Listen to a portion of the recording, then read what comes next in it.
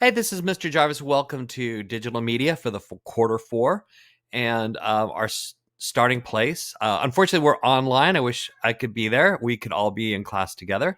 Anyway, our starting place, when you see this Loams Connection site, this is where all your teachers' stuff is. So it's scrolled away. So there's another link down here.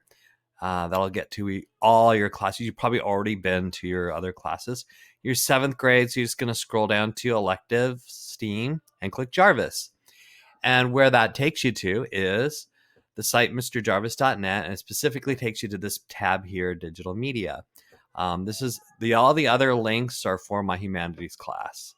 So what you're concerned about is getting to Digital Media, and you can go directly to mrjarvis.net. And I have a little welcome message for you. Probably the first thing you need to look at is read this and check your weekly tasks. I'm outlining by week what we're doing, hopefully just 3 weeks. And I have required tasks, and then I have go beyond the requirement tasks, and you can check them out here. We're going to just start with Google Drawing, pretty simple review for most of you, I think. So that's our starting place. And then if you haven't already, you'll go to Google Classroom. If you haven't already accepted the enrollment, this is the enrollment code here, the join code.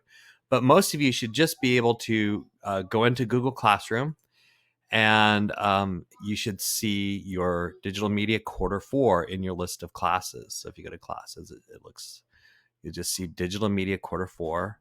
18 of you are already in there before on Tuesday here. So our first task we're going to do together is just an about me drawing. I think some of you have even done it before, but you're constantly changing, so this will be new. So you're going to click on that, and you're going to open something up that looks like this. And your starting place is to change the background. We have a custom background. So if we look at the mandatory, the checks, the weekly task sheet, it says we want a customized background, and we want word art with your name. So there it is. Watching this instructional video, customize the background, add your name using word art, create a shadow for your name. Don't turn it in yet. So we're starting off kind of easy. And to customize the background, you can either right click or on the Chromebook double finger click and select background, either solid or gradient.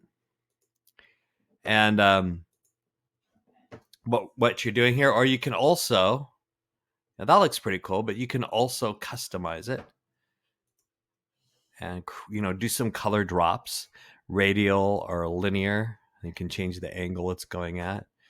So there's lots of options here. So you can add color points and move them around.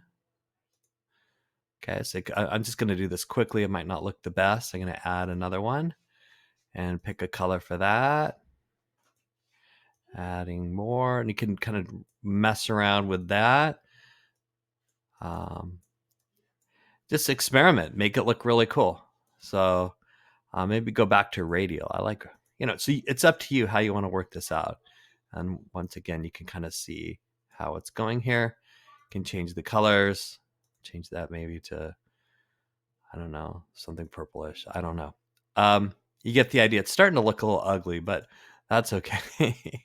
You'll have more time to experiment with it. And like I said, going beyond, you can really kind of delve in and make some cool designs for different reasons.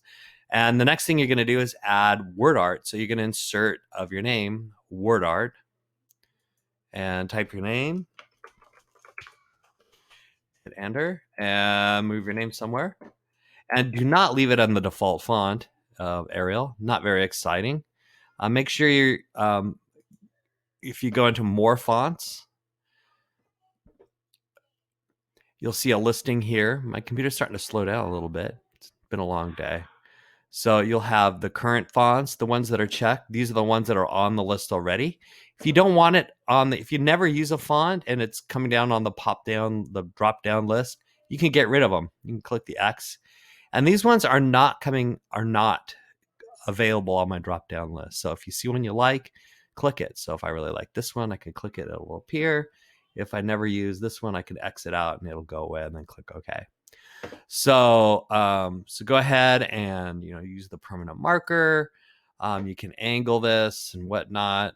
Just give me something nice here, and Yeah, it's basically want to see even your name can be a gradient, or you can even custom. I think you can even like customize your name to another kind of gradient.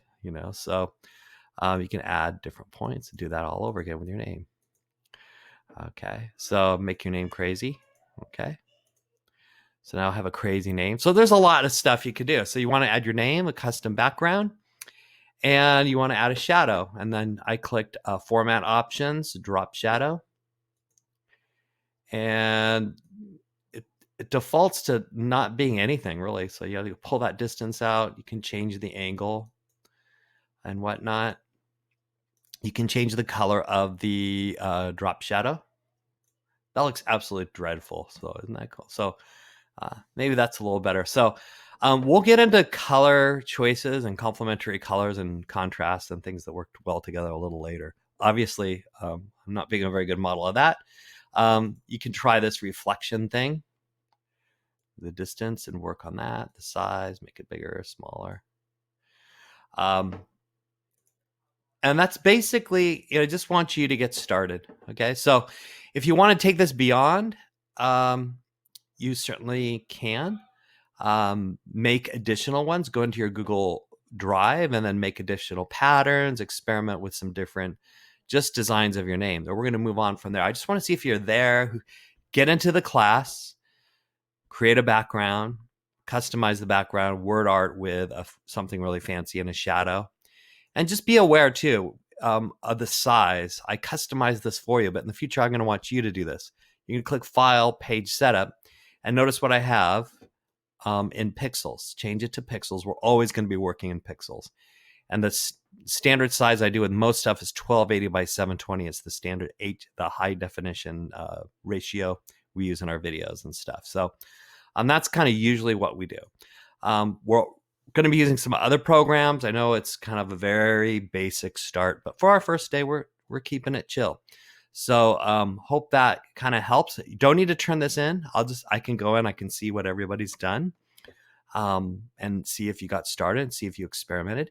If you want to make more, you certainly can. And we're going to be doing a lot more complicated, a lot more fun, engaging activities as the school year goes on. Stay well, everybody.